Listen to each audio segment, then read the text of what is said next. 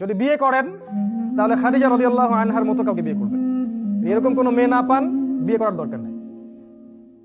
যদি বিয়ে করতে চান তাহলে খাদিজা রাদিয়াল্লাহু আনহা তার মতো কোনো মেয়েকে খুঁজে বের করবেন, যার মধ্যে সৌন্দর্য থাক না থাক, যার বয়স কত হয় হোক, যার সম্পত্তি থাক বা না থাক, যার মধ্যে দিনের প্রতি অফুরন্ত মহব্বত আছে, এরকম একটা মেয়েকে বিয়ে করবেন। দেখবেন আপনার জীবনটাই হবে জান্নাত। তখন রাসূল সাল্লাল্লাহু আলাইহি ওয়াসাল্লামের সাথে কেউ ছিল না, ছিল তার স্ত্রী তার সাথে ছিলেন। তিনি নিজে গাড়ে হেরায় গিয়ে খাবার দিয়ে আসতেন। আর আমরা দেখে এসেছি গাড়ে হেরায় উঠতে আমাদেরই খবর হয়ে যায়। আপনি যে ইয়াং পিপল আছেন, আপনাদের খবর হয়ে যাবে গাড়ে হেরায় উঠতে নামতে। খাদিজা রাদিয়াল্লাহু আনহা তিনি সেখানে গিয়ে খাবার দিয়ে আসতেন। এখানে কি বুঝলেন? জীবন সঙ্গিনী যদি দিনদার হয় এবং আপনার মতাদর্শের হয়, আপনি বিশ্ব জয় করতে পারবেন। আর জীবন সঙ্গিনী যদি আপনার মতাদর্শের না হয়, এই দুনিয়ার জীবনটাই আপনার জাহান্নাম হয়ে যাবে।